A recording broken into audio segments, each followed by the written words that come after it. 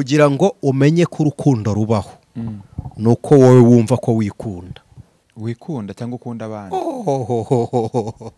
ukunda mugenzi wawe nkuko wikunda. Exactly. None se uzamenya ko uruhari ko tutarikunda ngo ukunde umuntu nkuko wikunze. Mujye mukimenya amagambo yose ya murare si uko ari murare. Roho nzima umubiri muzima. Uwayobo wari umeze ute? Rufite amaso, rufite amazuru, rurahumeka, rufite umunwa ruravuga, rufite amatwi rurumva, rufite ibirenge ruragenda, rufite amaboko rurakora, rugira imirimo igaragara. Nawe wasiwe kukubabariramo. Ni igihamya cy'uko umunezero uhari kandi ibihe bibi ari ibindiho, ari ibyambayeho n'ibizanzaho. Mbibwiye ko hari ibindi bihe abera bazabamo. Hari ibindi bihe. Ijwi ry'umukanguzi. Amahoro y'Imana nshuti wowe ukurikiye ijwi ry'umukanguzi, twizere ko umeze neza, ariko hari n'igihe bitaba biri kugenda neza mu ntambaro uri kurwana. Kristo mubane kandi arwanane nawe kuko niwe wabasha gutsinda urugamba urimo urwo ari rwo rwose. Imana rero iguha umugisha ko wahisemo kudukurikira kandi kubufunguye iki kiganiro. Ndakwizeza yuko ugiye kugubwa neza kandi ugiye gufashwa. Iki kiganiro ni baza nawe, ushobora kuba waza nawe tukagira ibyo wabaza, waba uri umukristo waba utari umukristo, ariko hari ibyo wifuza kumenya mu buzima bwa Kristo. Twaguha umwanya ku ijwi ry'umukanguzi rwose, nawe ukagira ibyo ubaza, twaguha umwanya ukaza tugakorana ikiganiro, cyangwa se no muri comment ukabaza tukazagusubiza. Ibyo byose turabikora. Imana rero iguha umugisha bari mu Rwanda, bari hanze y'igihugu cy'u Rwanda, mwese mutubereye umugisha. Imana ibaha umugisha. Batarakanda subscribe cyangwa se s'abone mubikore kugira ngo mujye mubona ibiganiro byacu uko tubishyizeho mu kandi no kuri iyo nzogera. Nitwa Fidele Gatabazi, turi kumwe n'umukozi w'Imana. Turakwakire mu izina rya Yesu. Amen. Umeze neza? Turashima Imana kubw'iryo zina. Turongeye kukwakira ku mukanguzi. Imana ihabwa icyubahiro. Ubundi ninde ukangura, akangura nde? Hakangura uri maso, hagakangurwa usinziriye. Yego. Yego. Umuntu abwirwa n'iki ko asinziriye? Nuko utamenya ibiba. Kuko iyo umuntu ubuse nta muntu ushobora kubutekereza yuko ari maso kandi asinziriye. Uwo nguwo ni nawe ukwiriye gukangurwa, kuko Bibiliya yavuze ibitotsi by'urupfu. Hari umuntu usinzira ibitotsi by'urupfu, hari n'usinzira ibitotsi by'umunaniro, hakaba n'umuntu usinzira ariho. Usinzira ariho niwe Imana yabwiye Yesaya, iravuga ngo genda ubwire abantu b'i Yerusalemu ngo yewe mukobwa w'i Siyoni, byuka urabagirane kuko umucyo wawe uje. Mu yandi magambo, uwo ari kubwira amatwi arumva, n'amaso y'umubiri ari kureba, ariko ubugingo bwari businziriye. Na Bibiliya ikongera ikavuga ngo bafite amaso ariko ntibabona. Kanguka rero kugira ngo ubone. Hakaba n'umuntu utazi iripfa n'irikira, irirasa n'irirenga, ushobora gukora ikintu azi ngo nuko gikora, ukamukangurira gukora ikintu nk'uko kigomba gukorwa. Hakaba n'undi rero usinzira ibitotsi by'urupfu, akangurirwa umuzuko. Yego. Akenshi dukunda kukubona hano ku ijwi ry'umukanguzi. Aniseti, ushobora kuduha nk'ubuhamya bw'umuntu nk'umwe cyangwa babiri bashobora kuba barakiriye agakiza cyangwa barungukiye hano ku ijwi ry'umukanguzi? Tukavuga n'izina rye? Oya. Okay. Ni benshi cyane, ko ndibwira ko twabatije abantu baturutse mu ijwi ry'umukanguzi. Iyo delegation yari yobowe na Daniel. Hanyuma n'abangaba nabo ubwabo batwumvishe n'abahamya na comment baduha no kuri WhatsApp. Harabatwandikira, ariko kandi nubwo bakijijwe ari benshi, ariko uburyo bwo kurera abo bantu bavutse mu gakiza nibwo buri kwigwaho mu buryo bugoranye ukuntu, ariko bizakorwa byanze bikunze. Naho kuba ari benshi ni benshi, ko ku ijwi ry'umukanguzi hari imfubyi zahaboneye ihumure. Yego. Dufite nk'abana, hakaba abarwayi babonye ihumure bakava ku gisasiro cy'uburwayi basengewe cyangwa se bavujwe. Yego. Hari n'abizera aribo banejeje kuruta abandi. Hari abantu twagiye dusura kwa muganga, bamara kwatura Yesu nk'umwami n'umukiza, bagakurwa mu mubiri. Bamaze kwizera. Twashyinguye abantu 6 bapfuye bamaze kwizera. Urumva, ku ijwi ry'umukanguzi mvuga ko hari ubugingo twakanguye buba maso, buba ubugingo buzima. umuntu ufunguye iki kiganiro rero, niba nawe wumvaga hari uburyo usinziriyemo, kanguka Kristo akumurikire. amen. Tugize umugisha rero wo kongera kuba tugiye kuganira, cyangwa se hari message Imana idushyize ku mitima kugira ngo tubwire uyu muntu udukurikiye. Turizera ko Imana ibudushyigikire, niyo mpamvu twifuza gusenga kugira ngo abe ariyo ibe umuyobozi w'iki kiganiro, twebwe ubwacu ntaba ari twe, ahubwo Imana igaragare muri twebwe. Karibu no gusenga. Mana Data wa twese uri mu ijuru, turagushimiye kubw'ubuntu bwawe waduhamagariye muri Kristo Yesu. Wadugize urubyaro, abatari turi ubwoko utugira ubwoko, abari baratawe uraduhamagara, umaze kuduhamagara uradutsindishiriza, ntiwasorezaho uduha ubwiza. Izina ryawe nirihimbazwe. Amen. Udukura ku ntebe yo mu isi, uduha icyicaro mu bwami bwo mu ijuru. Ubu turabaraganwa na Kristo. Turabigushimiye kubw'isezerano ryawe. None uyu mwanya tugiye kuganira n'intekerezo z'abakwizera kugira ngo tukumenye, twihishurire, utwiyereke. Musa uri kuri kamera, umuha imbaraga zo kuguhishurirwa. Haleluya. Tuvuga akumve. Fideli bibe bityo, nanjye ubwanjye bibe bityo, na mwene data uyoye n'inzira ijambo ryawe kugira ngo akumve. Yego. Tuguhamagariye kuba umugenga wacu, ubwenge bwacu turabuguhaye, umubiri n'ubugingo, kugira ngo uko ushaka ko tubaho wowe waremye byose aba ari kudushoboza kwitwara kugira ngo tubeho tukubereye Mwami. Turabigushimiye kubwawe none iteka ryose Yesu Kristo. Amen. Amen. Turongeye turakwishimiye cyane, kandi uyu mwanya ufashe ntabwo ari uw'imfabusa, ahubwo ugiye kukubera uw'umugisha, kandi biraza kutunezeza nushyira muri comment icyo wungutse, cyangwa se nugira ubutumwa utanga. Turakwakiriye rero Aniseti. Hari ubwo abantu bashobora kuba bakubonye ari ubwa mbere. Mvuza Aniseti, wabwira n'irindi zina ryawe? Ubundi uzi ko ngira izina njya nkunda kwibagirwa. Mu bisanzwe nitwa Niyomugabo Habiyaremye Aniseti. Ni Habiyaremye, nanjye naryumvise rimwe. Sinzi impamvu nkunda kuvuga gutyo, ariko hanabaruye burya ku byangombwa habaruye Habiyaremye Aniseti. Nanjye nitwa Fidele Gatabazi Niyo Rembo, ariko Niyo Rembo nkunda kuryibagirwa. Ibaze. Nukuri ni naryo biri kundanga. Kandi ni naryo ryiza burya. Buriya se Niyo Rembo. Biruta umuntu uri Fidele. Urumva iyo umuntu ageze i Kigali izina nk'iryo arisiga. Ariko Imana Niyo Rembo. Kandi baje no kutwicira aya mazina yacu, bayita amapaganisha. Niko bagiye batubeshya, bakatubwira ko izina Niyo Rembo ari ryo ripagani koko, kandi ari Niyo Rembo. Nta kundi. Yego. Ni Niyomugabo Habiyaremye Aniseti, ariko kandi nyine tumenyeranye ku ijwi ry'umukanguzi. Ndi umupapa, ndubatse, mfite madamu n'abana. Hanyuma ndi umukristo. Yego. Hari abantu bagiye batubaza ngo usengera muri he dini.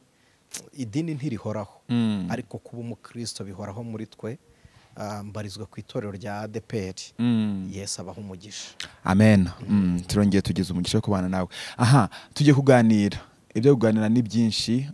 Iyo umuntu agize amahirwe agakanguka, bisaba ngo nawe akangura abandi. N'abantu badukurikiye ku ijwi ry'umukanguzi, nugira amahirwe ukabona ko hari intambwe Imana iguteje kuba wakanguka ukava mu bitotsi, no gushobora kuba wagira ibyo uganirira abandi, kuko usinziriye ntashobora kugira icyo avuga.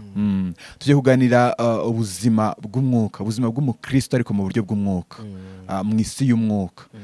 Umukristo ashobora kuba yabaho ari umukristo nyine ariko atari mu mwuka? Birashoboka ko ashobora kuba ari umukristo wemera Yesu nk'umwami n'umukiza, ariko ntakore imirimo y'umwuka, kuko atemeye ko umwuka mukoresha. Kristo akakubamo umwuka wera ntakubemo? Ushobora kwemera Yesu nk'umwami n'umukiza. Yego. Wamara kwemera Yesu nk'umwami n'umukiza, ukaba uzi ko ari umwami n'umukiza w'ubugingo bwawe. Yego. Ariko noneho ntiwemerere ko umwuka akorera muri wowe, ariko ubizi.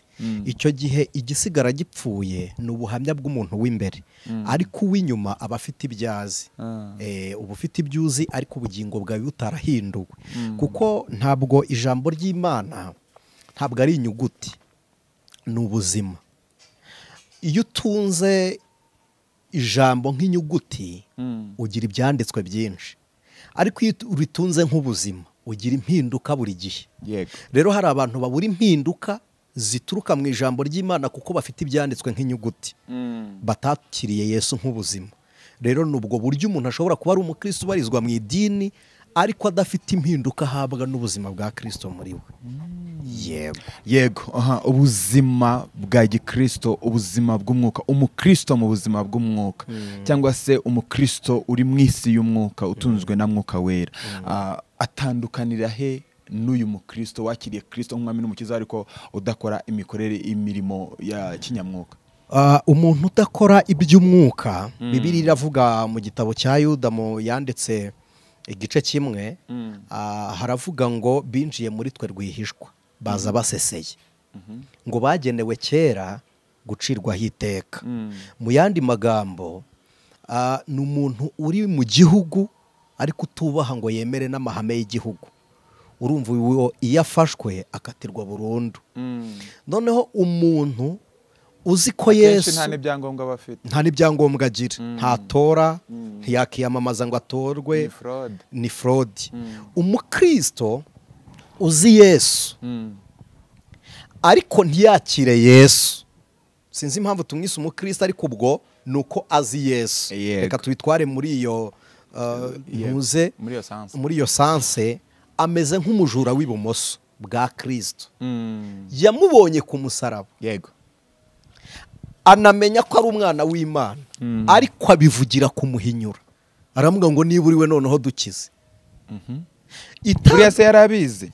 Yes. Cyangwa yaradutaga niyo mpamvu ati niba uri we koko, yashaka guprovinga koko niba ari we. Yarabizi. Histoire itubwira ko aba bajura atari ubwa mbere bari bahuye na Yesu. Nicyo cyatumye biburya avuga ngo sigaho. Kuko aba bajura bibaga bategeye mu nzira. Abantu baba muri Middle East ibi barabizi ko mu nzira zo mu misozi z'ibizigo ko niho rubanda rwanyuraga, niho abacuruzi banyuraga, ko birazwi ko hari inzira z'abami hakaba n'inzira za rubanda.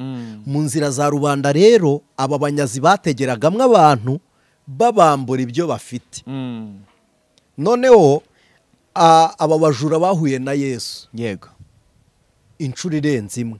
Kandi ikindi cya kabiri, Yesu yaravugwaga fide mu gihe aba bajura bari barimo, bumvaga ibyabaye.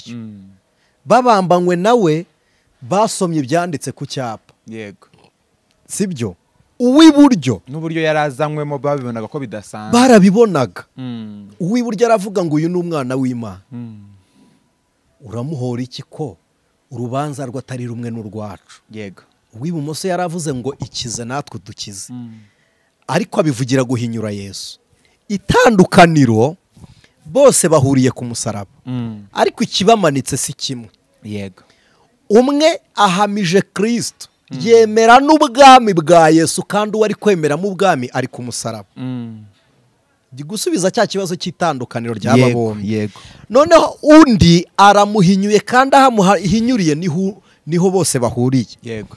Umwe yarazwe ubugingo, undi ajyanwa Gihenomu. Icyo nshaka kuvuga ni iki? Sorry, nifashisha urugero. Hari abantu biga Yesu bakamwiga ntibamumenye, yego, ariko kandi bakaba bazi ngo baramuzi. Hari n'abamwiga bakamumenya ariko ntibamwakire. Urugero, iyo umuntu ari ku isomo rya Bibiliya yigira gutsinda, yigira kubona amanota. Yego. Icyo kintu untega amatwi unyumve. Uwigiye kubona amanota ntabwo aba ari gusobanukirwa Kristo. Aba ari kwigira gutsinda ibyanditswe kugira ngo amanota azamuhagarike aho ashaka guhagarara. Urakoze cyane. Hanyuma uwumvise icyanditswe adashaka inota, ashaka impinduka muri cya cyanditswe, ahindurwa nacyo. Iyo akivuze akivuga nk'icyanditswe cy'ubuzima, ariko uwakigiraga kugitsinda akivuga nk'uwagitsinze ari umuhanga. Mu yandi magambo, yabonye amanota atsinda n'ijambo ry'Imana, ariko we yatsinzwe n'iki mu byo yatsinze? Mu yandi magambo, atunze Yesu wanditse. Kandi uyu munsi abizera ntidufite Kristo nk'inyandiko, dufite Kristo nk'ubuzima, nk'imibereho, nk'impinduka, nk'ubutsinzi. Dufite Kristo nk'ubwami, dufite Yesu nko kubohoka. Tumufite nk'imibereho mishya ikangutse ishikamye mu buzima buhoraho bwo kwizera aribwo buzima bw'umwuka. yego warimbukana rero iryo zina ritaraguhinduye, kuko umuntu witirirwa Kristo n'uwahinduwe nawe agakoreshwa nawe.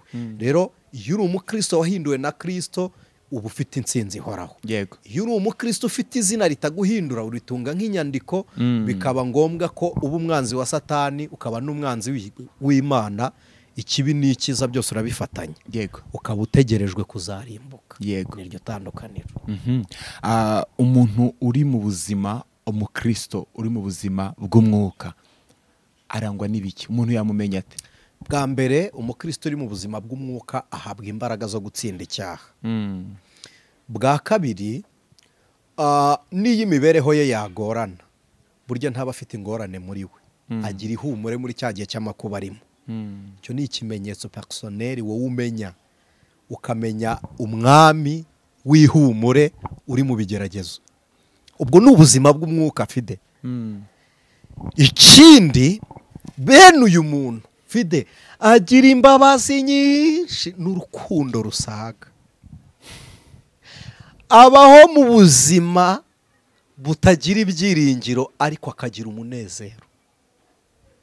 ibyiringiro si we ubibura, abamureba ntibiringira ko hari icyo azabona, baba babona ari umupfu, ariko we iyo yirebye abona ubuzima bw'igihe kinini kandi atuje. ngo agira vision abandi batabona. itandukaniro rero ni iki? ni uko imibereho ye ntabwo ari inaha, abaho ku buryo agira isoko y'ubuzima mu nkomoko y'ubuzima bwe muri Kristo Yesu. noneho umurebye akabona ku mubiri ntariho, ariko uyu muntu ni ikindi kiremwa, ni supernatural, afite ahandi hantu aturuka.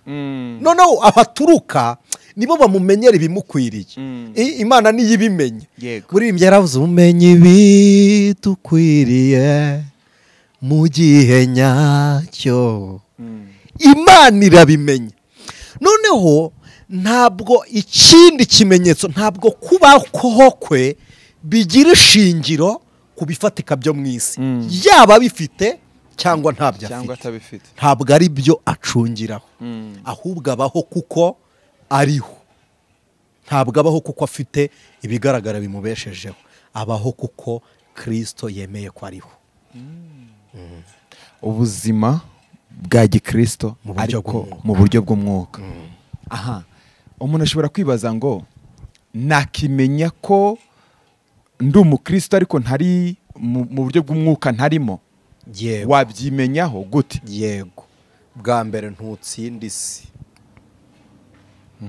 uri umukristo ariko isi wapi? isi ihora igutsindira kuzunguza, ibyadutse byose ubyisangamo. ariko ibyo ni ibisanzwe kubera ko turacyambaye umwambaro w'urugamba, turaraswa, tujya gukora ibyiza ibibi bikadutanga imbere. hanyuma se Fide, niba ari ibisanzwe kandi duhora twezwa nyine, Kristo amaze iki muri twe? ukora icyaha nuwase Satani. nuwase Satani, siko ijambo ry'Imana rivuga. noneho ikibyarwa n'Imana cyose kinesha isi, niko Bibiliya ivuga. noneho nidutega tukaneshwa na Satani, tugahora dutsindwa ngo twambaye umubiri, ibyo uvuze nibyo. ubuzima bw'umwuka ni ubuzima umuntu agomba kumenya ko afite kugira ngo abufiringe. kabiri, kuba ufite umwuka ntabwo byica umubiri, kuko mbere y'uko umwuka abaho habanza umubiri. niko Bibiliya ivuga. niba habanje umubiri, umwuka wera aje kwica intekerezo zizatuma umubiri ukoreshwa nabi, ariyo mirimo ya kamere. noneho iyo umwuka wera ari muri wowe, arakuyobora, bikaba ikimenyetso cyo kubyarwa n'Imana, ko abayoborwa n'umwuka nibo bana b'Imana. iyo ubyawe n'umwuka uba umwana w'Imana. iyo uri umwana w'Imana, umwuka arakuyobora. ntabwo umwuka rero aza kuyobora umwuka wo muri wowe, ahubwo umwuka ukurimo niwe mwuka ayobora umubiri wawe. umubiri wawe rero awuyobora mu butsinzi, ariko kunesha isi, kubaho mu buzima udashyira mu bikorwa icyo Satani agushakaho, niko kunesha isi. Kubaho mu buzima udashyira mu bikorwa imirimo mibi ya kamere, niko kunesha isi. Ni nako guhamya imbaraga z'umwuka muri wowe. hari uvuga ngo umubiri ni umubiri uyoborwa na Satani, mwuka nyine akaza yenda aje gukebura cyangwa se ntanagira, ariko umubiri nyine kuko twambaye umubiri ibyo twakura byose nuko twambaye umubiri. Mu by'ukuri ukavuga ati uyu mubiri n'uburi ni uwa Satani, n'ibyaha ni ibyo dukoreramo, ariko mwuka ntacyo yahungabanyaho, nta kibazo. Nibyo. None se Fide, kubera icyo utagendana simukadi bikaba ngombwa kugira na telefone? Simukadi ntacyo yabimariye itari muri telefone. Urakoze. None se ubwo umwuka w'amaziki atari kumwe n'umubiri? Nuko areka mubiri agakora ibyiwe bya kamere yiwe, urumva? Noneho mwuka yenda agakebura cyangwa se akaza nyuma yaho, ariko yaguhaye iyo liberty. Of course ko niba umwuka akebura ashaka ko umubiri ukora ibyo umwuka ageze gute ashaka. Urakoze. None reka tuganire. Umwuka abereyeho iki mu isi se? Ikiganiro nibaza nawe. Umwuka ari mu isi kubera iki? Kugira ngo atsindire abamwizera. None niba utari kunesha wowe n'umwuka mukorana iki? Ese ubwo arahari cyangwa hasigaye umubiri? Ubwo naramunaniye ndi kwikorera n'umubiri. Urakoze. Ko iyo ukoze ibyo umwuka yanga ajya ku ruhande agakora kamere. Iyo wongeye guhindukira ukabwira umwuka ngo ongera uze, we ntabwo yandeshya, ninjye njya kumuhamagara. Umwuka kukureshya abikorera mu mirimo ya gikristo ubonera muri bene so, ni imbuto za gikristo wererwa. Ni amahoro rusange abantu babona, ni neza, ni neza. Hari abantu bavuga ati twakomerekeye n'ubundi mu rusengero cyangwa mu nzu y'Imana. Ubundi se mutahakomerekera mwajyagaho mugiye gukora iki? Mu nyumve ntago mwagiye gusarura. Tuzi ko ari ahantu heza hameze neza tugiye kuruhukira, tuzaya tugira none niba badutera ibisongo. Ikiganiro nibaza nawe tuganire twitonze. Harya wowe ujya mu rusengero warindi? Nari mubi ariko nkeneye. Okay, wari mubi. Nyine ahantu ho kuruhukira. Noneho nari mvuye mu kabari bantera amacupa, nari mvuye mu businzi n'ubusambanyi, nari nyine ahantu ho kuruhukira, nzajya nganira n'abantu nkabamenera amabanga, tugafashanya, tukagira gute, tukavuga neza, nabonaga baseka. Nibyo bintu nari mpategereje. Noneho tuganire. Wagiye mu rusengero uri mubi. Ni we mubi wenyine wari uhari cyangwa hari n'abandi? Hari n'abandi. Aho bahuriye ubwo hameze hate? ni mu itsinda ry'ababi ariko bakize. Nese dukomeza kuba bitwageze, ntago mukirira mu rusengero, ibi muzabyibagirwe. Umwanzuro tuva mu isi. Umuntu wese ukizwa ugiye mu rusengero ntabwo uba ugiye kurya imbuto abandi beze, uba ugiye kwera imbuto abandi bazarya. Icyo kimenye. Nabariko bakampa nkaryo bandese abandi nyine nabo batera. Nta muntu n'umwe wo gufatirwaho urugero mu rusengero uretse Kristo. Ibyo utabonanye umukristo mugenzi wawe vuga ngo Kristo niwe wenyine, niwe our role model. Gute mufatira urugero ku bandi bambaye umubiri mwambaye bagwa nk'uko wari waraguye? Ahubwo se gutumbera igisitaza kandi uri mu nzu y'Imana, uri mu rusengero. Wowe ntabwo kuba wakijijwe cyangwa wahindukiye ntabwo bisobanuye ngo abandi bitware nk'uko ushaka ko bitwara. Ahubwo utangiye urugendo, nugira umugisha uzahura n'abo Imana yateguye bagomba kugutraininga, ukaba umuntu ushyitse mu bwami bwa Kristo. Anise ngende nera imbuto abandi basorome barye, ngewe n'igiki?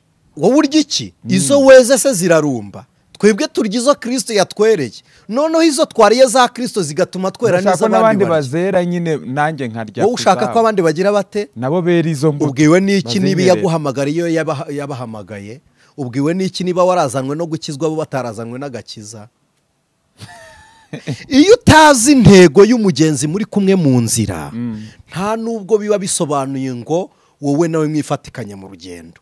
Ariko iyo uza amaherezo y'inzira ko ari mu nzu, uratumbira. Niyo wa wundi yakaturamubwira ati aho ndi kujya ndahazi. Umva rero abakizwa icyo bakora. Yego. Barasiganwa. Gusiganwa si ukurushanwa. Yego. Umwe utakwereye imbuto ntibivuze ngo umurima wawe awurumbye. biravuze ngo murushe noneho kuzera. Ni ugusiganwa. Bibiliya ikavuga iki? Ngo ndimo ndasingira nshaka gufata icyo Kristo yamfatiye. Ndasiganwa nshaka gusingira icyo Kristo yamfatiye. Icyo agufitiye ni ubugingo buhoraho. None nutakaza icyo Kristo agufitiye kuko utabonye icyo ushaka muri bamwe muri kumwe, intego y'agakiza kawe ntizaba ibaye fired. Irafeirinze. None nshuti z'umusaraba, nibaza nawe uriho ngo ubereho abandi, cyangwa uriho ngo bakubereho? Tuganire kugira ngo ube umutsinzi mu buzima rusange. Sibaza nawe kugira ngo umenye ko urukundo rubaho, nuko wowe wumva ko wikunda cyangwa ukunda abandi. Ukunda mugenzi wawe nk'uko wikunda. Exactly. None se uzamenya ko uruhari ko tutarikunda ngo ukunde umuntu nk'uko wikunze? Ariko banza ukunde. No, banza wikunde, umukunde nk'uko wikunda. Subiramo iryo jambo. Kunda mugenzi wawe nk'uko. Oya. Kunda mugenzi wawe. Akandi tugakate. Nitugakata n'uburi nikaza karaza nyuma. Ngo nk'uko wikunda. Cyangwa cyangwa bavuze ngo wikunde ujye wakunda mugenzi, ariko kunda mugenzi wawe first of all banza ukunde. Noneho nk'uko wikunda nyuma nyine. Tuganire gatwitonze ibintu nta ntambara Mesi yarabicunguye. Bibiliya iravuze ngo kunda mugenzi wawe nk'uko wikunda. Ni igisobanuro cy'uko usanzwe wikunda. Noneho bikunda abandi nk'uko wikunda. Ese ubundi birashoboka nise? Birashoboka ko nkunda mugenzi wanjye nk'uko nikunda? Wamukunda gute se wowe utikunda? Kandi ahubwo umushaka mwihumure, wowe nturihumuriza. Oya nge ndikunda, ahubwo gukunda mugenzi wanjye ni. Ntabwo kwikunda rega ari ukwiyambika. Reka da, kwikunda ni ukunesha ibikomere by'abakwanga. Uvuze? Kwikunda si ukwigaburira. Kwikunda nuko niyifuriza ibyiza, numva nzaba umuntu ukomeye, numva ngomba ayo nta marangamutima y'ibyo wabonanye abandi. Ntabwo ari igisobanuro cy'urukundo. Kwikunda nuko wihibye abandi bakwima, ukivura ibikomere uterwa n'abatagukunda. Icyo nicyo kimenyetso cy'uko wikunda. Kwikunda ni ukubaho uryohewe n'uwuriwe utitaye mu bakwanga. Noneho iyo uryohewe n'uwuriwe wiha urukundo ruhagije, urwo wihaye rutuma ukunda n'abandi kuko ukaruba harungana n'urwo ufite wikunda. None se wagize ngo hari urukundo rw'igice rubaho? Ntabwo ari rwo, si rw'ubutanzi. Urukundo rwuzuye urwo wihaye ruragenda rukajya no kubandi, kuko nturucamo ngo urutange ruciyemo, ntibikunda. Urukundo ruciyemo nta rubaho. Urukundo rufite amaso, rufite amazuru, rurahumeka, rufite umunwa ruravuga, rufite amatwi rurumva, rufite ibirenge ruragenda, rufite amaboko rurakora, rugira imirimo igaragara. Urukundo rudafite imirimo nta ruhari. Urukundo rudafite amaso ngo rugirire impuhwe abo rukunda ntiruriho. Urukundo rudahumeka nta ruhari. Urukundo rutavuga ngo rubwire abantu amagambo meza ntarwo. Urukundo rutumva abandi ngo rubihanganire nta ruhari. Urukundo ruba rwuzuye. Iyo uciyeho amatwi ntirwumva abandi, iyo urufunze amaso ntirubabona, iyo urufunze akanwa ntirubahumuriza, iyo uruvunnye amaguru ntirubasanga, iyo uruvunnye imitekerereze ntirubibuka, iyo uruvunnye amaboko ntirukora. Birasaba ngo rube rwuzuye rero nta rw'igice rubaho. Ninde se urufite urwo? Nuwikunda. Ani se urarufite? Yo ndikunda we. Nyine hari umuntu ukunda nk'uko wikunda? Njyewe ikimenyetso cy'uko ngukunda nk'uko nikunda Fide, bwa mbere ntabwo ari uko nkwambika imyenda nk'iyo nambaye, nuko nshobora kubabazwa nuko wababaye. Ukababara ku rwego mbabayeho se? Urwego ubabayeho, uburibwe bw'umubiri ni akababaro kabwo, sibyo? Hari na pain, icyo twita imvune zo mu mutima, ku buryo nshobora kuba guhangayikira ikibazo ufite. Attention, kugutwaza imitwaro ntabwo ari ugufata ububabare bw'igisebe ngo nkishyire ku mubiri, cyangwa ngo niba wakomeretse nanjye nikomeretse. Niba hano hari nk'ikintu gikubise uhita uzundamira kugira wiramire. Birashoboka, ibyo byo birashoboka. Urwo rukundo rubaho, na autocratic irabitegura, umuntu akitangira abandi. Niyo mpamvu ubona umusirikare yitanga, sibyo?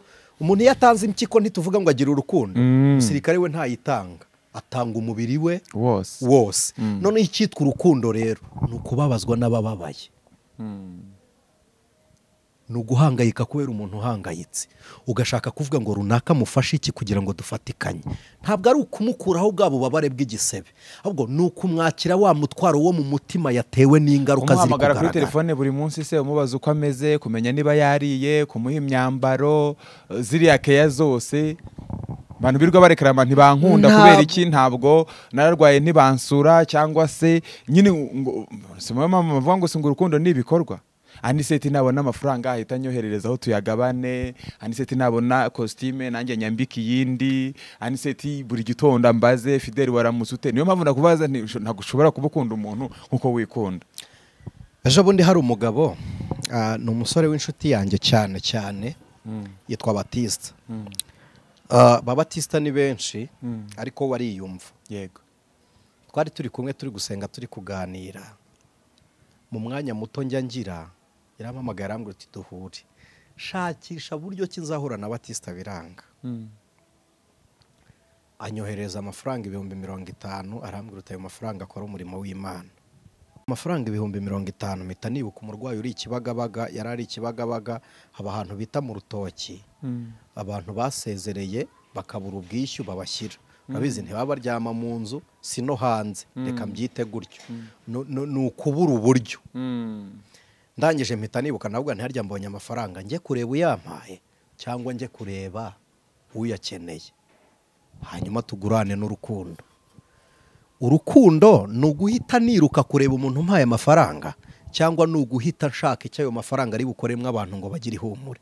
Oya nuguha agaciro uguhaye ayo mafaranga, ahubwo gahita umubwira uturi hehe tubonane. Nubundi se ni gute umuntu w'inshuti yawe umuburira umwanya ko ari byo bajya urwo barwita urwanyira rubeshwa. Inkundo neshatu. Umuntu aragukunze aguhaye n'amafaranga yanashatse ko mubonana, Anise nawe ugiye gurufata ahubwo urujyana handi. Ubwo se njyewe ninguha umwanya kubw'amafaranga umpaye, urukundo rwawe rwanjye ruzaba rugu. Si kubw'amafaranga. Iyo ni geste yarakoze nkuko nawe wayikora ntekereza. Ntabwo yarabigoye kubera urukundo mukundana. Ariko nawe ishyiramo imbaraga nyine. Aho kugira ngo ujye kureba abo bandi ubanze ubagarire rwa rukundo. Imbaraga rero nari gushyiramo njya kumureba zingana n'imbaraga wakorera gutora imyaka ngo uyitere mu murima wejeje indi itarasarurwa. Nufata imyaka imbuto ukayibiba mu murima urimo ibitarasarurwa, urakorera ubusa. Ikiruta wajya mu murima utarigeze uhingwa ukawuhinga ugateramo imbuto, kuko niwe ukeneye imbuto. Amafaranga nari ngoye uriya murima wakwereye wo urabanza ubusarure ubone kuwuhinga wongere utere mwindi. We yayampaye kuko yafite. Noneho hari undi ushaka kuvaho ari kuko yayabuze. Igisobanuro cy'urukundo rero ni ukugurisha opportunity, sibyo? Nari kubona yindi ndi kumwe nawe nkajya kureba ubabaye. Icyo nicyo cyitwa urukundo. Ubu se Batista aro benefitinga mo yarandebye arangota njye naramusobanuriye, nayo mpamvu mutanzeho urugero nuko byamunejeje. Haravuga ati ibyo bintu bishoboka bite? Niyo mpamvu ngutanzeho urugero muvandimwe. Ntabwo reka nkubwire igisobanuro cy'urukundo. Ngewe rero nahita umva umubano wanjye wabucitse hagati yanjye. Harugufite ufite rero ufite ibikomere, uracyari gushaka kuryoherwa n'urwo abandi baguhaye. Wabyumvishe? Urumva hari umuntu, hari n'abajya bayiposta uhamagara umuntu buri gihe ni wowe umukorera ibintu runaka, niba amafaranga ni wowe umwambika, ni wowe ugira gute, ni wowe umusura, wehe kuki atari kubigusubiza. Igisobanuro cy'urukundo si ukukundwa, ni uko wowe ukunda. None se ndi gukomeza nkwiruka inyuma gute kandi wowe utankunda? Nyine ufite urukundo wahiruka, ariko ikizatuma uhagararana amaguru yarwo nta kigenda nta gikora. Ikizatuma udahamagara amatwi yarwo nta cyumva. Ikizatuma udakenera kubona wa muntu wakwimye umwanya amaso yarwo nta kireba. Ikizatuma utamuvugisha umunwa warwo ntukivuga. Ubwo ruramugaye. Nkomeze erega ntabwo ari wowe wensista. Ahubwo Anise uri kubitekereza ko ndi kukwirukaho nawe uri kwiruka. Uri kumva imvune mfite? Nyine ubundi si urukundo niki? Urukundo nibaba rigushyira inyuma y'umubisha wawe adashaka kubonana nawe, rigahora riguruka inyuma ye. Ubitekere Bibiliya ivuga iki? Ngo naje mu isabisi ntibagira bate ntibamwemera. Noneho hita ushyiraho ikintu cya kabiri ngo kubera urukundo nakunze abari mu isi byatumye ntanga umwana wanjye w'ikinege kugira ngo abamwizera batarimbuka bahabwe ubugingo buhoraho. abaha agaciro ibyo bo bamuha, Yes. barakomeza agakunda. Urukundo rukundishwa nuko ari urukundo, ntirukundishwa nuko barwishyuye inyishyu z'ibyo rwakoze. niyo mpamvu bavuga se ngo umuntu ugukunda bya nyabyo ntiyakwanga. Exactly. Kuko urukundo ubwarwo Bibiliya ivuga iki? Ntirwirarira, ntirwishimira ikibi kuri mugenzi wawe, ntirwihimbaza. Urukundo ubwarwo, mana we, urukundo, Imana iguha umuntu ufite urukundo, iguha umuntu ugufitiye urukundo. Uru rukundo ni urukundo rw'abakiranutsi kandi ntabwo ari urwa buri wese. Rw'umukristo w'umunyamwuka. Ni urukundo rw'umukristo w'umunyamwuka rumutera kwihanganira abandi, kandi kuba umuntu agukunda ntibisobanura ngo ntakubwire ngo isubireho. Kuba umuntu agukunda ntibisobanure ngo ntakwicaze akubwire ngo iki ni kibi. Kuko urukundo ruhora rubwira uwo rukunda ngo ikoso rugende gutya, kuko rushaka ngo nawe abe nk'uko ruri. Noneho umuntu ufite urukundo igitangaje atwarwa narwo, ayoborwa narwo. Noneho umuntu ufite urukundo niwe ufite kamere y'Imana. Imana ni iki? Ni urukundo. bivuga ngo definition y'urukundo exactly ni Imana. Ni Imana. bivuga ngo ufite urukundo bufite Imana. Uba ufite Imana. Udafite urukundo nta Mana. Noneho kabiri, Imana ni umwuka. Wow. Ubwo ikimenyetso cy'urukundo ni umwuka. Ikimenyetso cy'Imana ni urukundo. Urukundo Imana, umwuka urukundo. Egari imibereho y'umukristo mu buzima bw'umwuka. Imana iguha umugisha. Yego. Aha, urukundo nk'inkingi ikomeye cyane y'imibereho y'umukristo mu buzima bw'umwuka. Indi nkingi ikomeye cyane umuntu ashobora kwishingikirizaho avuga ati uyu muntu iyi mibereho ye ni umukristo ariko wo mu mwuka ni iyi. Twabanje ya mbere yo gutsinda icyaha. Of course ko byose bituruka ku muntu wabyawe n'umwuka, kandi gutsinda icyaha bikaba ikimenyetso cyo kunesha isi. Hanyuma iyo nkingi yindi ni ubuzima bw'umwuka bwo kubaho nk'utari inaha ariko kandi akaba ahagaragara. Kuko turi kuvuga iby'umwuka, mwihangane tubitware gutyo mu buzima bw'umwuka. Yatedinga amateraniro yo mu ijuru. Umunyamwuka aterana amateraniro yo mu ijuru. Gute rero? Agaseka igitwenge cy'Imana, akagenda ingendo y'Imana, akumva imvugo y'Imana, akareba iby'Imana ireba. None bigatera ubugingo bwe kwishima. Impamvu yatedinga amateraniro yo mu ijuru nuko yifatikanya n'ibiri mu ijuru kuramya Imana. Kese ntituyiramya. Yo. Ayiramya atese. Ntabwo abagenda bose bafite aho bari kujya. Ariko ufite iyo agiye nawe ni umugenzi. Kubumbwira ngo twese turayiramya, Imana ishimwe, nibibe mu rukundo. Ikimenyetso cy'uyu muntu nuko aba mu nama z'Uwiteka. Yumva inama z'Imana, Imana imugira inama, yumva ijwi ryayo. Noneho niyo atari mu rusengero, umubiri we ni urusengero rw'umwuka. Yatedinga rero amateraniro yo mu ijuru. Abakerubi bavuga ngo Imana ni yera, bagasanga no mu mutima we afite guhamya ko Imana yera. Mu ijuru batekereza imfubyi yabuze hepfo na ruguru, bagasanga nawe mu isi yamaze gutekereza ya mfubyi.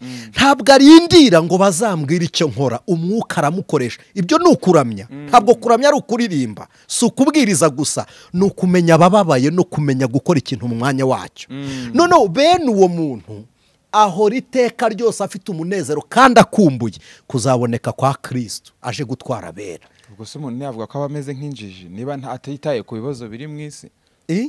Umuntu yamufata ko ari nk'injiji. None se Fide, urugo rufite ibibazo biracika, byayobye, ibiciro byazamutse, nawe ngo uhorana umunezero. Yewe data we. Ese kubaho kw'abizera wagize ngo kubaho kw'abera ni nanjye kubivuga mu rurimi runaka ni ikigero cy'ibiciro ku isoko.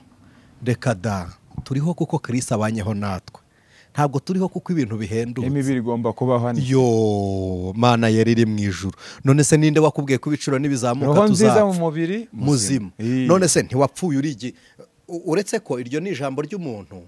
Atansiyo uwayobo ntiwari muzima ariko wari ufite roho nzima. Icyo mujye mukimenya, amagambo yose ya murare si uko ari murare. Roho nzima, umubiri muzima. uwayobo wari umeze ute?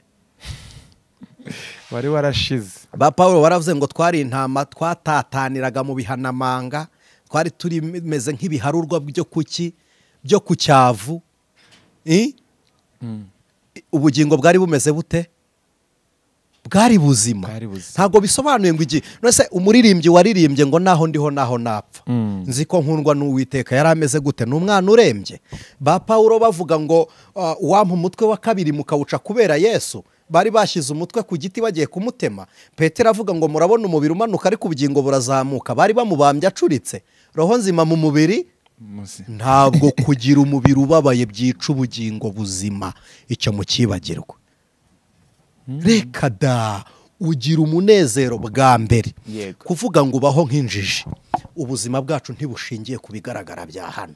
Ibigaragara ni iby'igihe gito, naho ibitaboneka. Ariko nese muba muvuga ibyo bintu nyine umuntu akavuga ati nuko udashonje, nuko nta nzara ufite, nuko utambaye ubusa, nuko ufite amafaranga yo gukodesha inzu, nuko ugize gute. Ni gute ushobora kuvuga ngo ngo ntago ngo dushingiye ngo kubigaragara? Ni gute se ahubwo nashobora no kuvuga cyangwa se no kwatura ibyo bintu ntariye?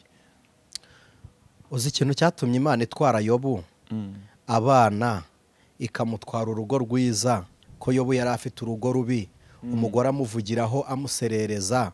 Ikintu cyatumye Imana itwara amashyo ya Yobu kwari ukugira ngo igaragaze ko Yobu ibyiringiro bye bidashingiye ku bifatika. Na Yesu yarabivuze, aravuga ngo ntimuyobe. Aravuga ngo ninde wababwiye ko inkomoko y'ubugingo bwanyu bituruka mu bwinshi bw'ibyo mutunze? Aravuga ngo no, ntabwo kuba turyama bisoba. Fide, nabaye mu gishanga cya Kinyinya ndi umukristo. Fide, nararozwe ndi umukristo. Nabaye mu nzu y'icyumba na saro na madamu mfite urugo ndi umukristo. Nabaye muri shamburete na madamu, twabaye muri shamburete dufite n'abana turera. Humuriza se ukinabivuga. None se wagize ngo izi nzu turyamyemo, nanjye kuvuga igifaransa kandi ntacyo nzi, c'est pas comparable. Ntizigereranwa n'amazu twubakiwe. Kuryama aha mfite ikindi cyanya mu ijuru, ahubwo se ntagira ihumura hababaye. Ni iki cyambwira ko ihumure ndigira? Umuntu arabyumva aryamye mu gishanga. Mana we, wasiwe kukubabariramo. Ni igihamya cy'uko umunezero uhari kandi ibihe bibi ari ibindiho, ari ibyambayeho n'ibizanzaho. Mbibwiye ko hari ibindi bihe abera bazabamo. Hari ibindi bihe. Kuvuga ngo ntabwo ndi bugire ibyiringiro kuko ndyamye hasi ndaharyama ntabwo hari icyicaro cyo mu ijuru. Hari icyanya tuzaryamamo iruhande rw'amazi adasuma. Kubera iki Imana itakukura naho hasi kagushyira heza ukaba ariho uyitegerereza? Ahataraheza se ni hehe ku Mana? Wageze ngo aho warambitse gishanga, aho uryamye mu mibu ni heza. Aho mu gishanga umuntu aryamye mu mibu ni heza. Hari aho twita habi. Yakuryamishije no muri etaje se akaba ari uyitegerereza. Byose birashoboka. Kuryama heza na habi si igisobanuro cyo gusenga cyane cyangwa kugwa. Ibyo mubimenye. Umucuzi niwe wenyine ufite uburenganzira bwo guhonda icyuma bitewe naho abona ijigo. Ahonda inyundaho. Hari igihe Imana yabonye aho ariho hari ijido ko yabwiye Yeremiya ngo nta kibumbano kibaza umubumbyi ngo wambumba gute. Ikubumba uko igize ite ishaka, kandi byose icyiza cyabyo ari nacyo kimenyetso cy'ubugingo, aribwo buzima bw'umwuka mu mibereho ya gikristo. Nuko hose uhabana ihumure. Urakoze. Hose uhabana ihumure. Ihumure. Nivuga ngo uyu muntu aba ariho ameze nk'uri mu yindi si. Nivuga ngo abona ibyo abandi batabona. Anumva ibyo batumva kuko aba ari kujyaho batajya.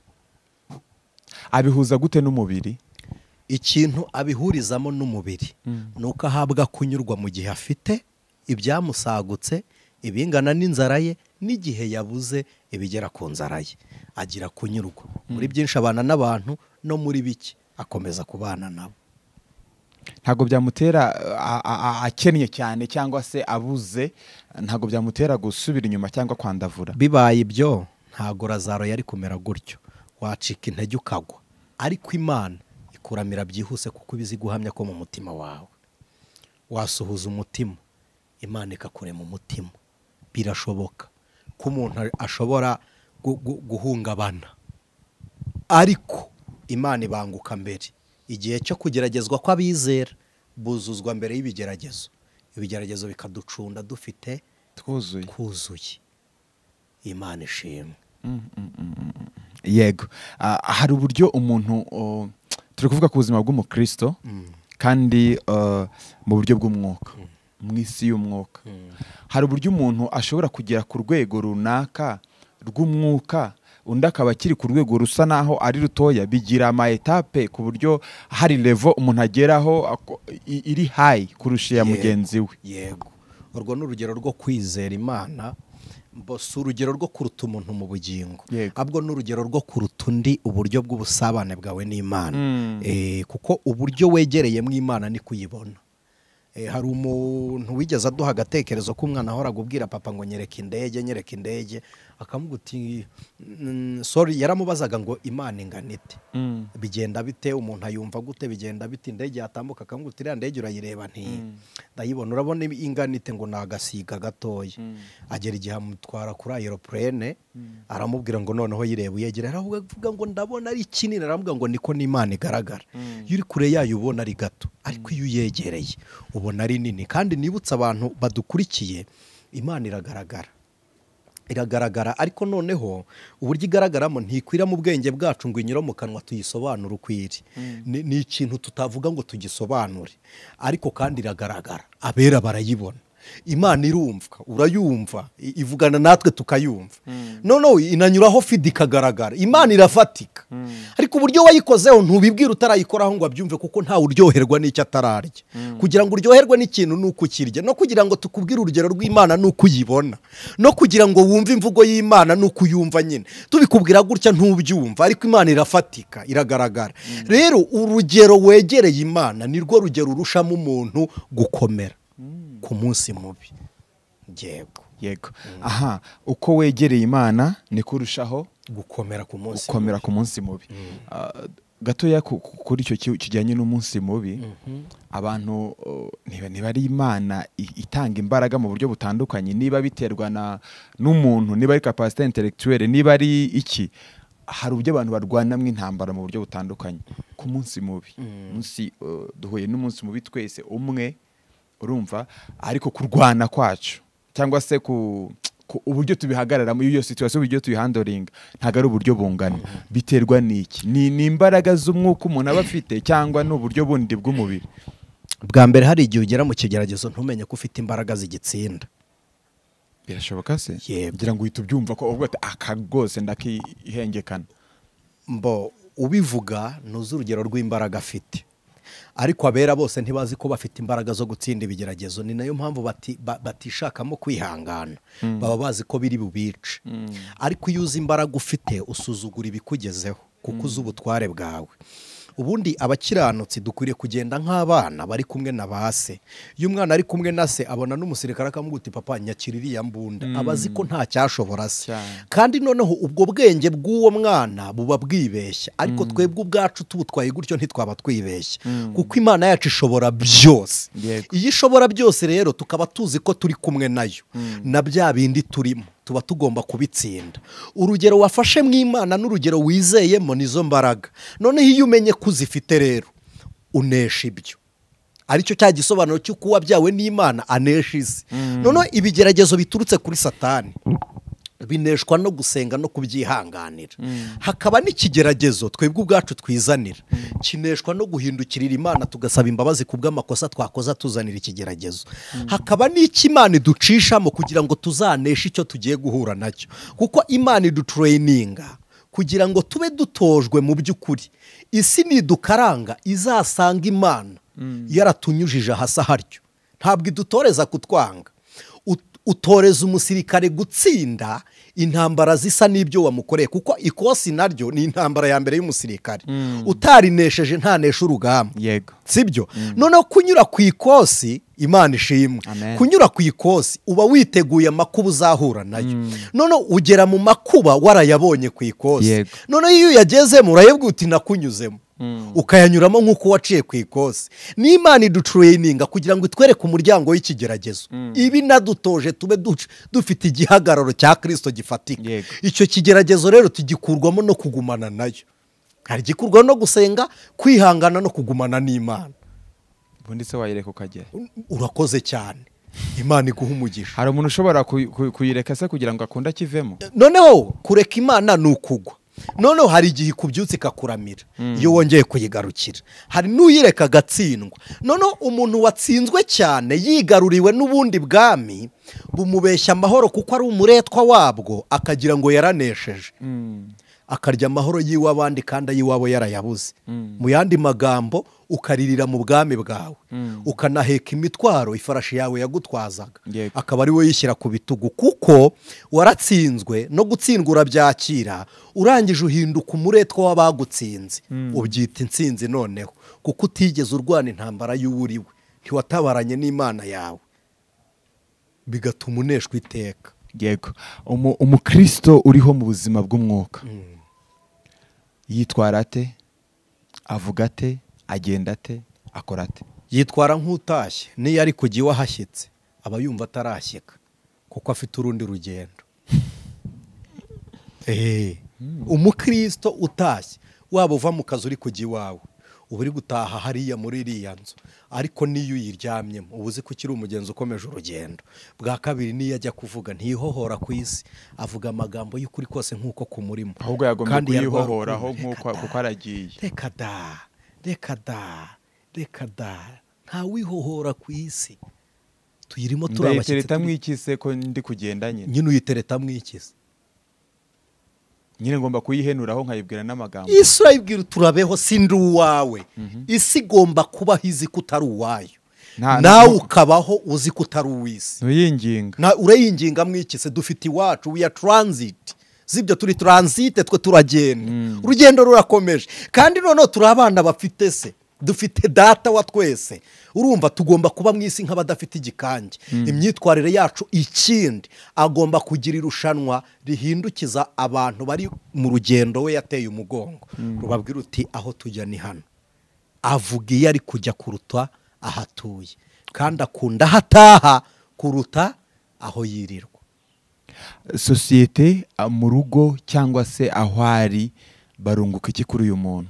Bwa mbere ikintu tubona ari umuntu umeze nkaho tutabana, ameze ari mu yindi si, turamwungukaho iki? Iyo umuntu akijijwe abera abandi humure, kandi ahantu ari kumwe nabo. Umuntu ubana n'umukiranutsi uwo ari we wese agira n'umugisha udafite igisobanuro. Usobanurwa mu buryo bw'umwuka gusa, kuko kubana n'umukiranutsi, kumucumbikira mu nzu ari umupangayi wawe, egara umugisha. Kumusukira amazi yo kunywa anyuze ku nzira yawe, egara umugisha. Kuguhahira mu iduka ryawe, egara umugisha. Kwakira icyo umuhaye, egara umugisha. Kuguha, egara umugisha. Turi inyungu nyinshi, twaba tugaragara twaba tutanagaragara, kuko Imana igiye kuduha amahoro iduha asendereye. Ayasendereye rero asagukira n'abatari bayafite, ubwabo nabo tukababera amahoro, kuko tubeshaho n'abatariho. Yego, niko ijambo ry'Imana rivuga ngo dutungishije benshi, batunga ku bwacu. Imana ishimwe. Nuvuga ngo abera abandi umugisha. Yego. Nuvuga ngo barunguka kuko bamufite. Yego. Mu buhe buryo? Nge ntago ndi kubumva biziguye. Uri kuvuga mu buryo bw'umwuka nyine. Haba nibifatika. Yakobo ajya kwa Labani, inka zaragwiriye, sibyo? Intama ziragwira. Yosefu agera muri Egiputa, yaba yigishije guhunika. Uyu muntu se wavuze urirwa ajya gufasha abakeneye, urirwa ajya kugira gute? Uyu muntu uri kuvuga ngo nibifatika biraza, se wavuze ngo amenya abashonje na ya mafaranga twari tugize, cyangwa se bwa butunzi akerwa abutanga hirya no hino. None se ubundi wageze ngo kuryoherwa n'ibyo ufite no kubirya wenyine? cyane bakanzanira n'ibindi ahubwo umuntu ugira peti yariye wenyine mu bisanzwe aba ari ruhu rw'inda niko mu kinyarwanda bavuga fide umuntu ugira peti akaryoherwa arya wenyine ubu ari ruhu rw'inda pe ni ukuri ko Imana ntabwo aba ari ukuri kurya ibiryo biryoshye ahubwo ni uko ubuzima bwawe buba butakwemerera kubana n'abandi. Abize biology murabizi ko uwo muntu hari na serire z'umubiri ziba zarapfuye akaba yumva ashaka kuba wenyine, none nta humura ubera abandi ngo kuko watanze byiswe imfabusa. None se twebwe twarahishuriwe kugira ngo ubone nuko ukora. Nta mazi nta mvura ishobora kugwa hatabayeho evaporation, nta kwiyevapora k'uyu mwuka imvura yatanze ngo ururume ruze, nta n'imvura ibicu bizatanga kuko ibicu bigarura umwuka wavuye inaha. Nawe kugira ngo ubone nuko utanga. Ibi tubwira abantu ngo nimutange mwiga gukorera umugisha mukanga kugira. Fide twabitwaye muri context runaka bitaza no guconfusinga abantu. Kuryama heza ntabwo bisobanuye ko uri umuntu w'Imana, no kuryama habi ntibisobanuye ko uri umuntu w'Imana. Igisobanuro cy'uko uri umuntu w'Imana nuko hose uri, haba heza cyangwa habi, uhagirira ihumure, uri satisfait, unyuzwe. Urakoze cyane, nuko ugira kunyurwa kuko amahoro Imana itanga ntabwo ari nk'aya. Ariko ikibazo kibagera ni seti, kuki se ndyamye habi kandi hari n'uryamye heza kandi twese turi ab'Imana? Ubu se wabana bawe wakishimira yuko umwe umuryamisha mu gikoni undi ukamuryamisha mu gitanda? Ariko hari ikintu Fide, hari ikintu utigeze umenya kuva igihe twahereye turimo. Hari uburyo umuntu amenya Imana agasenga Imana afungura iterambere kandi Imana ikarimuha. Hari n'uburyo Imana ishima kugukoreshereza aho uri, byose ntacyo biyitwaye. Ariko ngiye birakintwaye. Wowe icyo bifite bigitwaye. None se iwawe nturatera umusumari na rimwe ku nzu? Ndawutera. Iyo ugiye kuwutera ukenera iki? Inyundo. Kuki utaraterura intebe? Intebe yo ntiyawukubita ukinjira. Hari igikoresho gikora ibikomeye. Niba wihanganye ku rugero uzanesha ibyo urimo, kuki Imana itagukoresha ibikomeye? Niba inyuzwe nuko Fidela ari uri bubinesha, uraririra iki? Kuki ushaka inyundo z'akaba ari itera umusumari? Si igikoresho cyo mu rugo? Yego. None intebe yo si igikoresho? Yose ntiyawutera? Yawutera. Urakoze.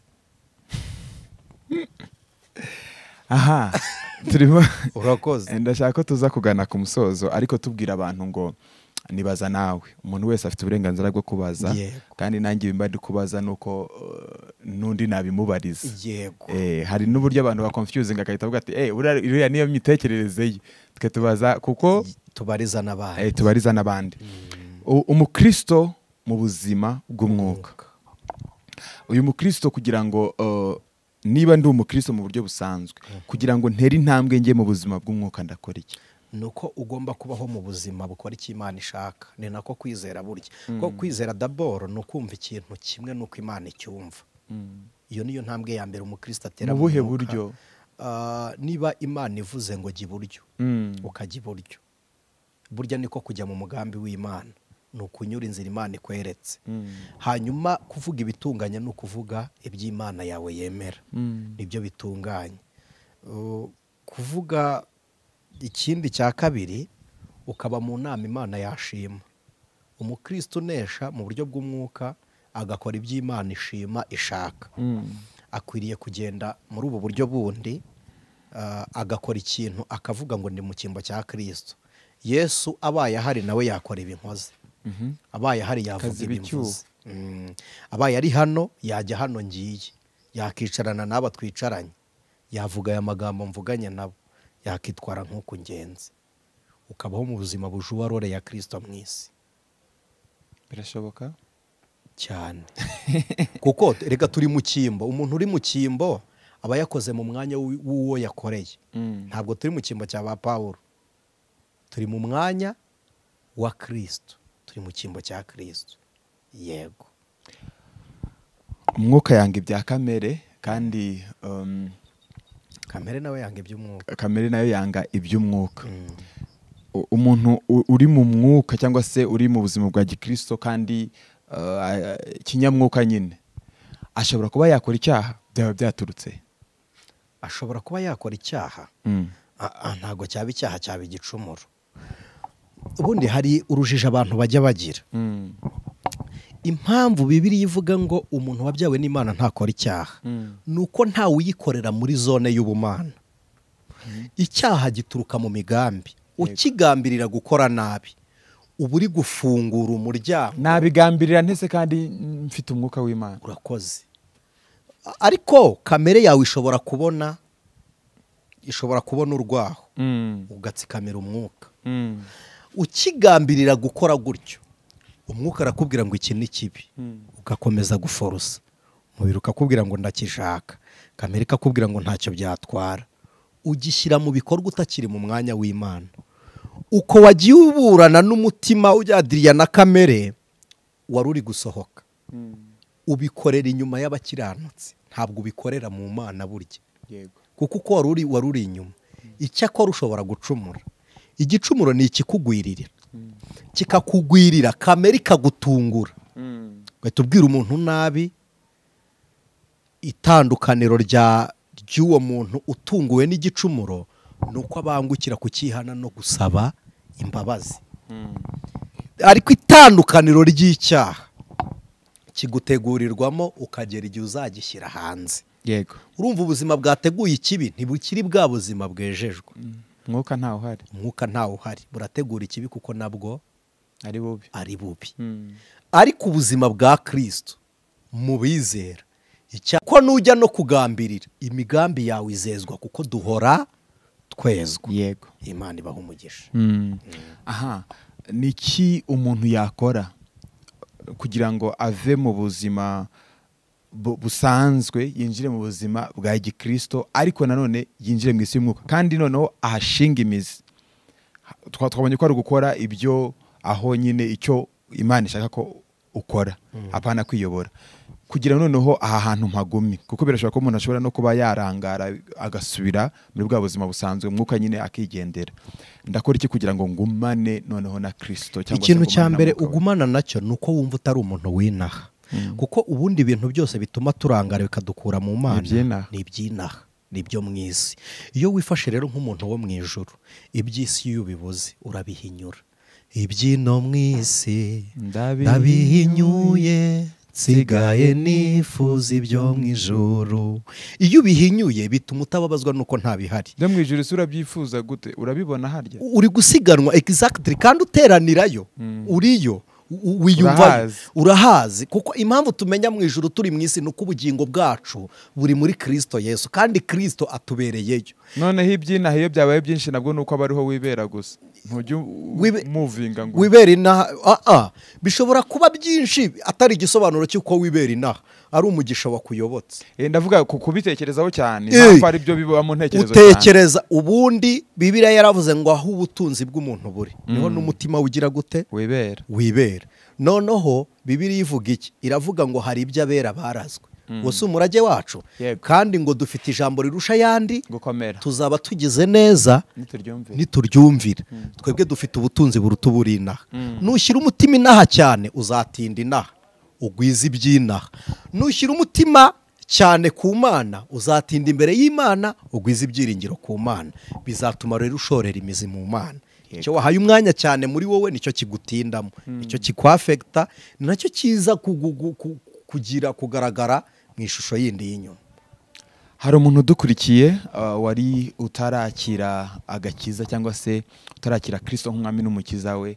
Hari n'uwamwakiriye kandi ariko atayoborwa n'umwuka wera. Mu by'ukuri umwuka naho yigende yasigaye yiyobora. Twifuza gusengera Imana. Yego. Uwo yavuga ngo mu ruhande rwawe niba wumva Kristo ari uwo kwizerwa kuri wowe, wakatura ijambo ukavuga ngo ndakwizeye mwami Yesu. Icyo kirahagije. Umutima wawe ukawuha Kristo, umubiri ukawuha Kristo, imikorere yawe ukayihindura. Ukajya usenga usaba Imana kugendana n'Imana kandi gukora ibyo Imana ishaka, kandi uwifuza Imana wese Imana imuhaza ibyiza. Yesu abaha umugisha. N'uwari waraguye reka tugufashe gusenga. Yego. Turagushimiye Mana nziza. Uri umwami wacu. Watumenye kera, utumenyera muri Kristo Yesu. Abaje muri Kristo Yesu basanga ari ibirangirire, basanga wari ubazi, basanga izina ryabo ryari ryarateguwe, imirimo yabo yari ihari, imbaraga zibashoboza zari zihari. None twakiriye ababene data baje muri Kristo.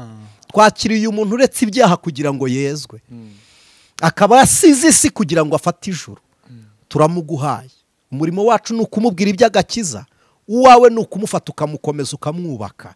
None mwami, kora umurimo wawe mubo waduhaye, baraba utubwiriza kubabwiriza, none ntitubafatiye kubagumana n'ubundi ngaba bose mwami. Ari uwaguye nguyu, ari utarakwakira nguyu, deja n'uhagaze nawe nguyu kugira ngo arindwe n'Uwiteka. Bibe bityo ku bwawe none n'iteka ryose Yesu Kristo. Amen. Amen. Turagushimiye cyane, Imana iguhe umugisha. Amen. Ijwi ry'umukanguzi.